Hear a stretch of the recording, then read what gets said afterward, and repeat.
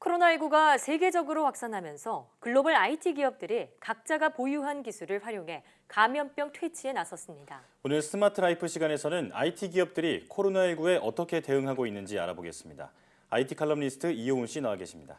안녕하세요. 안녕하세요.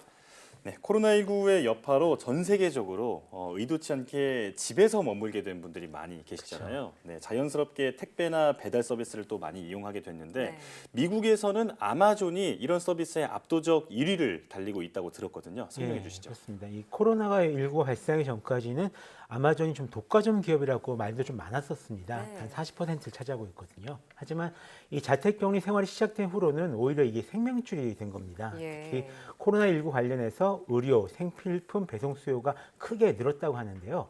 환자가 많이 발생한 프랑스나 독일, 영국, 이탈리아 등에서도 모두 진출해 있었기에 좀 더욱 그렇게 된 것 같습니다. 네, 지금 오히려 코로나 사태가 기회가 된 셈인데 지금 다른 기업들이 권고사직이나 무급휴직을 하고 있는 상황에 아마존은 그 반대로 직원 채용을 늘리고 있다면서요? 예, 그렇습니다. 최근엔 이게 조금 풀렸지만 아예 배송도 좀 꼭 필요한 이 생필품 위주로 하고 있는 상황이고요.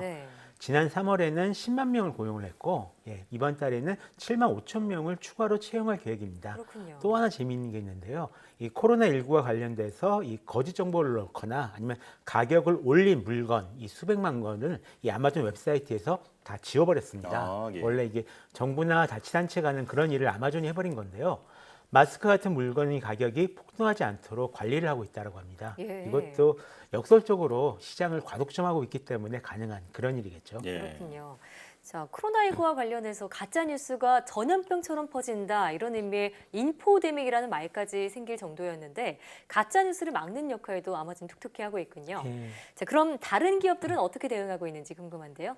이렇게 좀 위기가 닥치니까 각자 자기가 잘한 분야가 어떤 건지가 좀 확연히 드러나고 있는 것 같습니다. 예를 들어서 아이폰을 만들던 애플에서는 의료용 안면 보호대 2천만 개를 제작해서 지원하기로 했습니다. 애플이 제작한 안면 보호대는 100개들이 한 상자로 포장이 되어 있고 2분 만에 조립할 수 있다라고 하는데요. 이 제품을 만드는 곳이 중국 BYD라고 원래는 이제 스마트폰과 전기 자동차를 만들던 회사입니다. 여기서 스마트폰을 만들던 생산 라인을 마스크와 안면 보호대를 만드는 라인으로 바꾼 거죠. 이 애플 아이폰의 그 OEM 제조사인 폭스콘도 이렇게 일부 생산 라인을 그 마스크와 의류를 제조하는 걸로 바꿨다고 이렇게 들었는데요.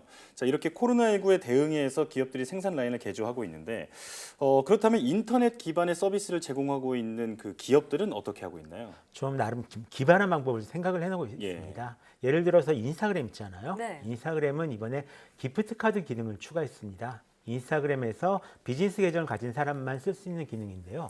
팔로워들이 스토리나 프로필에 붙은 스티커나 사진을 터치를 하면 선불 카드를 사거나 아니면 음식을 바로 주문할 수가 있게 됩니다. 사회적 거리 두기로 인해 팔로워가 많긴 소상공인이나 음식점을 도울 수 있는 그런 기능이죠. 또 해외에서는 이 구글맵이나 야후맵에서 이 테이크아웃이나 배달이 가능한 음식점을 우선적으로 목록에 표시해가지고 음식점을 돕고 있다고 합니다. 또 우버 같은 회사인데요. 리프트 같은 승차 공유 서비스는 식료품과 식사, 의료용품을 배송하는 서비스를 시작하기도 했습니다. 타격을 입은 소상공인들에게 정말 큰 도움이 될 것 같네요. 자, 그런가 하면 세계 OS 시장을 양분하고 있는 공룡 기업이죠. 애플과 구글이 코로나19 확산을 막기 위해서 또 손을 잡았다고요? 그렇습니다. 사실 가장 처음에 있는 일인데요. 코로나19 확진자 동선을 추적하는 기술을 애플과 구글이 함께 개발하기로 했습니다. 이 사전 동의를 받은 경우에 한해서 블루투스 기술을 이용해서 구현한 건데요. 예를 들어 내가 돌아다니면서 옆에 있거나 지나가는 사람들의 스마트폰 정보를 서로 자동으로 기록을 하게 됩니다. 그래서 이 중 한 사람이 코로나19 양성으로 확진이 되면 이 동선이 겹쳤던 사람들의 스마트폰에 당신이 접촉했습니다라고 경고가 뜨게 되는 그런 식인 겁니다. 5월 중에 이 블루투스 무선 기술을 이용해 감염자와 접촉 여부를 알아보는 기술을 일단 제공을 할 계획이고요. 6월부터는 안드로이드와 iOS 운영체제에 아예 감염자 추적 기술을 내장해서 별도 앱을 내려받지 않아도 코로나 감염자의 동선과 접촉 여부를 확인할 수 있게 한다라고 합니다. 네. 이와 비슷한 기술은 이제 중국이나 싱가포르에서 이미 사용 중에 있고요. 예. 또 영국, 독일, 이탈리아 등에서도 개발 중에 있는데요. 다만 개인정보 보호 문제가 있어서 얼마나 사용될지는 좀 알 수가 없습니다. 아무래도 그렇겠네요. 자, 애플의 iOS와 구글의 안드로이드 그 운영 체제는 상호 폐쇄적인 걸로 유명하잖아요. 네. 네. 블루투스 기술로 이제 장치 간의 연동 문제를 해결한 건데, 자, 그런가 하면 마이크로소프트사가 이 코로나19 사태에 대응하기 위해서 헬스케어 로봇을 만들었다고 들었습니다. 예. 어떤 건가요? 이 인공지능과 클라우드 서버를 활용한 좀 다양한 지원을 시작했는데요. 이 헬스케어 봇이라는 이름이 챗봇입니다. 네. 코로나19 관련 정보를 제공을 하고 병원에 가기 전에 간단한 문진이 가능하다라고 하는데요. 예. 이런 기초적 정보를 제공해서 의사나 간호사 등의 의료 전문가들이 의료 활동에 집중을 할 수 있도록 이렇게 도와주고 있다고 합니다. 또 대형 서버 회사인 IBM과 오라클과 함께 코로나19 관련해서 치료 관련 데이터를 관리하는 이 개방형 플랫폼 미파사라고 있거든요. 네. 이 미파사 프로젝트에도 참여를 하고 있습니다. 예. WHO와 미국 질병통제센터, 존스 홉킨스 병원, 그리고 각국 보건당국이 수집한 코로나 관련 빅데이터를 블록체인으로 통합해서 관리하겠다라는 겁니다. 네. 또 페이스북과도 이제 같이 일을 하고 있는데요.